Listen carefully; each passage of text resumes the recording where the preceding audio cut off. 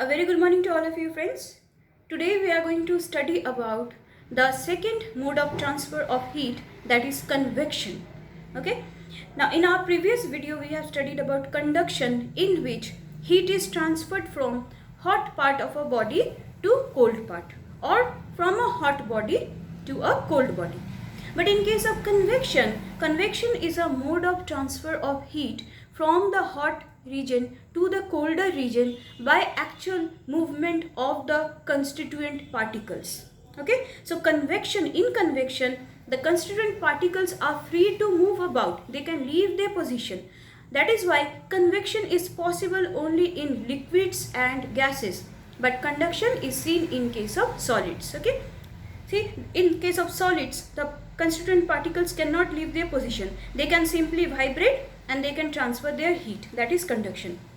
But in case of convection, the molecules are actually free to move about. They can leave their place. And in this way, the particles which are present near the hot region, they move to cold region, and the particles which are present in the cold region, they come to the hot region. So in this way, there is a convection current setup. Okay, something like this.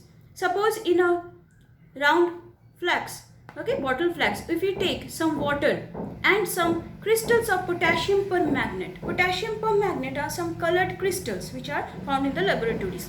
So if you take some potassium permanganate crystals, you will see after some times, if you heat it, then the constituent molecules of potassium permanganate, they start moving in a circular fashion. Okay, until and unless after some time the whole solution becomes colored as well as hot.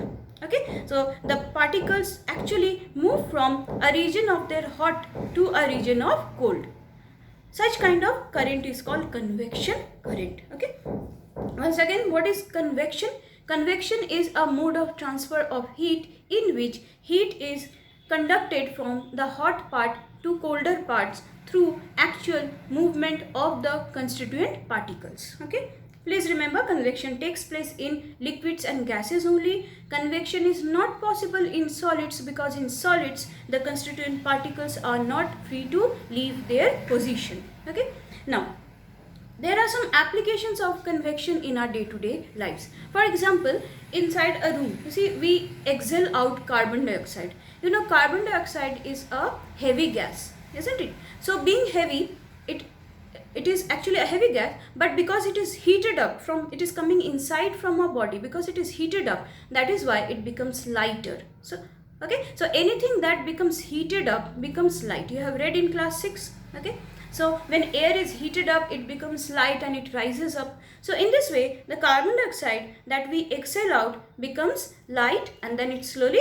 rises up. And when it rises up, it reaches the ceiling of the house and it moves out through the ventilators. Okay, and windows and doors are provided in the house so that cold and dense air can move inside the room. So in this way, there is a convection current setup. Okay, cold air moves through the windows and doors, enters the room, so we feel cool and comfortable. And carbon dioxide that is warmer and lighter, it will rise up and move out through the ventilators. So in this way, there is a convection current setup. Okay, so convection takes place in gases and liquids only. This is also an example of convection current, okay, in liquids. So similarly, there are some more applications. So first example I gave about ventilation in our rooms. Second is the sea breeze and the land breeze. Okay, whenever you are sitting maybe in your roof or balcony, you have felt very cool, nice, beautiful breeze blowing during the day or even during night. Okay, so these convection currents in the air or atmosphere are also set up because of uneven heating of the earth's surface. Okay, see, the earth's surface is made up of land and sea. Okay, land is a good conductor of heat, better conductor of heat than sea, because water is poor conductor of heat. So land being a good conductor of heat, it will absorb the heat. Okay, and the air above the land also heated up and it starts rising. When the air above the land rises up, then cool air from the sea rushes to take its place. Okay, and in this way, a convection current is set up in which the wind blows from sea towards the land. Such kind of breeze is called sea breeze. Okay, by the help of very simple diagram, I can show you what is sea breeze. See, during the day, the land gets heated up more than the sea. Okay, so the air above the land also heated up and it rises up. So a vacant area is created here. So cold air from the sea rushes to take its place. Okay, so there is a movement of cool breeze from the sea to land during the day, that is called sea breeze. Okay, sea breeze takes place only during the day when cold air moves from the sea towards the land. So a convection current is set up in this direction. Okay, and the wind becomes circulated in a circular motion. Similarly, in case of land breeze, let us see what happens when cold air from the land blows towards the sea during night or at night. That is called land breeze. Okay, in this case what happens during night? See, the sea is still warmer because it is a poor conductor of heat, so it will slowly start leaving its heat. Okay, so it is warmer, so the air above the sea is also warm, so warm air being lighter rises up, so a vacant area is created here, and cold and denser, okay, dense, cold and heavy air from the land rushes to take its place. So in this way a convection current is set up here from the land to the sea. Okay, just opposite to sea breeze, that is from sea to land. Okay, so this is also an example of land breeze, and sea breeze is also an example of convection current. Okay, so in this way the temperature of the atmosphere is maintained naturally. So you see, convection is of very importance, of great importance in nature also. Okay, another example is given in our book, if you go through the book, that is ocean currents. Now ocean currents means what? The globe is there. Okay, polar regions are the North Pole and the South Pole, and the equator is present. Now in the equator, you know, the sun is overhead, isn't it, near the equator. So because of that, the water in the ocean near the equator, they become heated up faster. Okay, the surface, warm surface water of the ocean. Now being lighter, because they are warmer, so they are lighter, so they will slowly start moving towards the opposite poles. Okay, either to the North Pole or to the South Pole. Now on the contrary, opposite thing happens in the polar regions. Polar regions, they do not get the direct heat of the sun, so the water that is present in the depth of the ocean, they are very, very dense and cold, so they will start moving, coming towards the equator. Okay, so in this way they start moving in opposite direction. Water from the equator, warm water from the equator moves towards the poles, okay, surface water, and cold, denser water that is present in the depth of the ocean, they start moving towards the equator.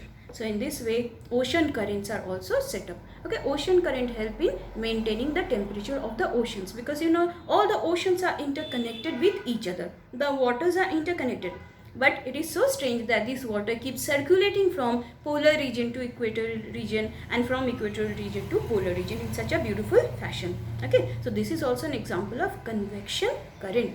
Now there are some examples given in the book, you will go through those examples. Okay, why ventilators are present at the ceiling. Okay, why air conditioners are kept near the ceilings, okay, high above in the rooms, why room heaters are kept near the floor of the rooms. Okay, these are some examples by the help of which we apply the quality of convection in our day-to-day lives. Okay, let me explain a bit, like AC, why the ACs are kept on the higher, I can say, level of the room, because AC means what? AC will make the air colder, isn't it? So cold air is denser, it is heavier, so that cold air will come to the bottom of the room and it will make our room comfortable and cool during hot days. Okay, opposite happens when air heaters or room heaters are kept. Okay, room heaters are kept at the base of the floor, near the floor. So this room heater, they convert the air into hot air, and hot air, you know, is warmer, so hot air will slowly rise up and it will make the whole room hot during winter season. Okay, so opposite things happen. So go through the book, find out why, how and why how do we apply the quality of convection in our day-to-day lives. Okay, and what is the difference between conduction and convection. Okay, some assignments will be given to you. Okay, like draw the land breeze and sea breeze, then differentiate among land breeze and sea breeze, what is convection current, etc. Okay, please go through these topics and learn the topics, go through your books also. Okay, and do the assignment in your class of copies. Thank you so much for watching this video.